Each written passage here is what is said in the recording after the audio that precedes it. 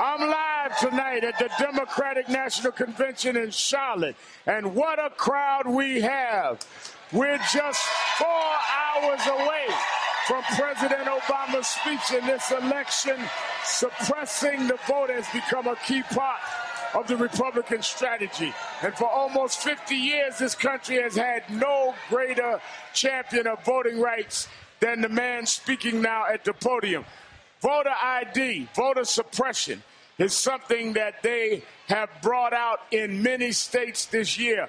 My concern is that a generation ago we fought with the man that is speaking at the podium to get us the right to vote. Today in this generation, people like you and I have to fight to maintain the right to vote. This morning, Reverend Joe Lowry of one generation and John Lewis of another and me of another stood together saying this vote should not be compromised. And this election, no matter who you are supporting, no matter who you're voting for, this election cannot be the turning back of voting rights. At the podium, let's listen to Congressman John Lewis of Georgia. Let's listen. Than we were in 1961. And in 2008, we showed the world the true promise of America when we elected President Barack Obama.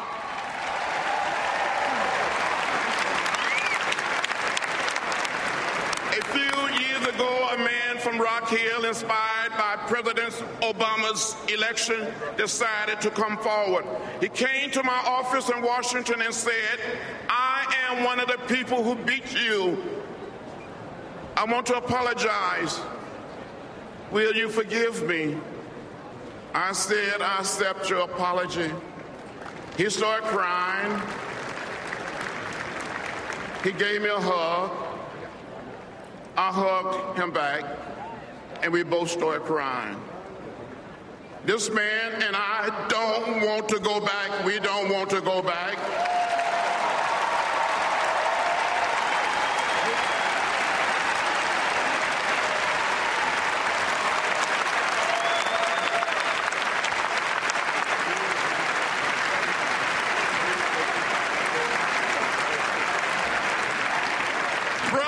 Sisters, do you want to go back? Or do you want to keep America moving forward? My dear friends, your vote is precious, almost sacred. It is the most powerful nonviolent tool we have to create a more perfect union. Not too long ago, people stood in unmovable lines. They had to pass a so-called literacy test, pay a poll tax. On one occasion, a man was asked to count the number of bubbles in a bar of soap.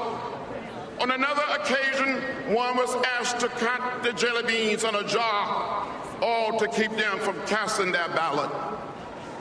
Today, it is unbelievable that there are Republican officials are trying to stop some people from voting.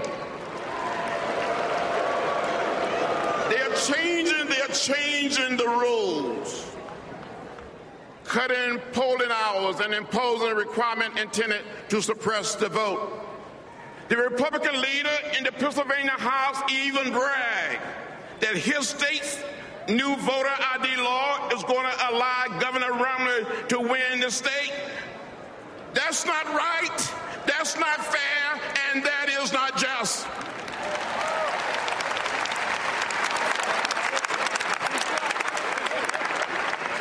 And similar efforts have been made in Texas, Ohio, Florida, Wisconsin, Arizona, Georgia, and South Carolina. I've seen this before. I lived this before. Too many people struggled, suffered, and died to make it possible for every American to exercise their right to vote.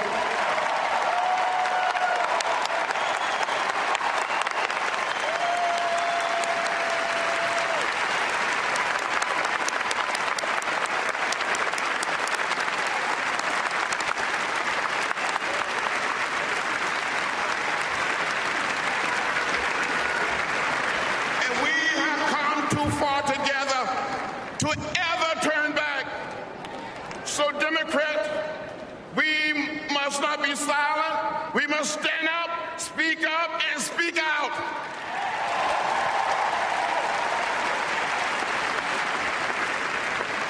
We must march to the polls like never, ever before. We must come together and exercise our sacred right. And together, on November 6th, we will re-elect the man who will lead America forward, President Barack Obama.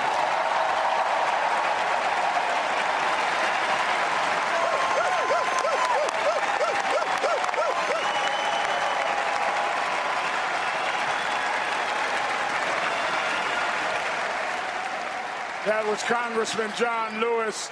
John Lewis, one of those that led the march from Selma to Montgomery in '65, addressing this convention tonight as those of us that are here now must deal with voter suppression, voter ID. We've been talking about it for weeks on this show.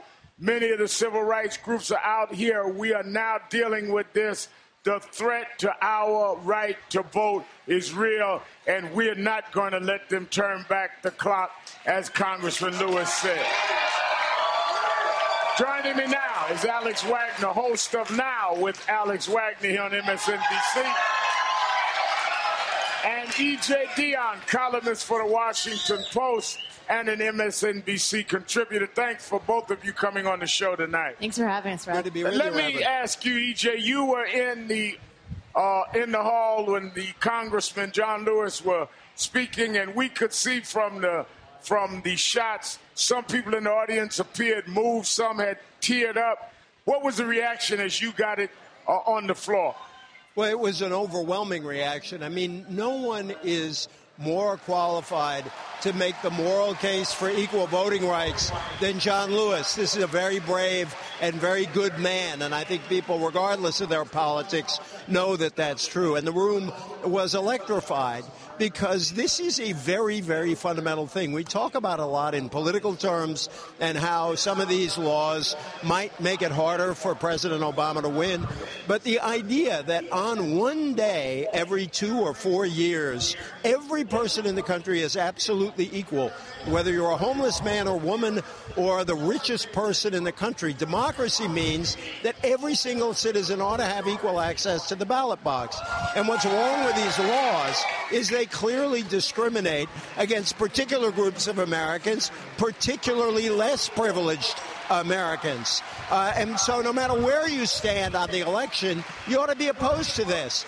And it's very sad because if you go back almost 50 years, there were a lot of Republicans who stood up very strongly for voting rights and civil rights. And it's... Well, I certainly agree with that. And as you know, Alex, we've been fighting this all over the country, various groups. The reaction to the crowd here right away was a huge applause. This is a real issue and a real problem even beyond this election. Oh, I mean, this is, and John Lewis, I think, did a great, marvelous, and very necessary job of highlighting the fact this is a civil rights issue. That's right. And you know, we talk about budgets being moral documents. You know what else is a moral document? Is a party platform. And we just came off of a convention in Tampa with a Republican Party that has built into its platform, in no uncertain terms, discriminatory policies regarding voter ID laws, discriminatory immigration laws, and has doubled down on that. We now have a very sharp contrast in the Democratic Party, which is that these laws are wrong. We don't accept them. They are infringements on basic civil rights. Right. And we have to fight it. And I think a lot of people need to understand, and I've tried to clarify this. I've been on this National Action Network tour. We're not talking about people not having ID. We're talking about what changed the ID that people have had. Same ID we used voting for Bush and Clinton and Reagan. Why do we need a different ID now? It's not about not having ID. It's about not having this new ID that they're requiring. It is a systematic disenfranchisement of minority voters. That is all it is. No, it's a voting rights issue, and John Lewis is certainly the one that was there 2 generations ago to lay it out tonight. Was great. Alex Wagner and E.J. Dionne, stay with me. We'll talk about President Clinton's speech last night and look forward to President Obama's speech tonight after the break. This is a special edition of Politics Nation live from the Democratic Convention in Sharpton.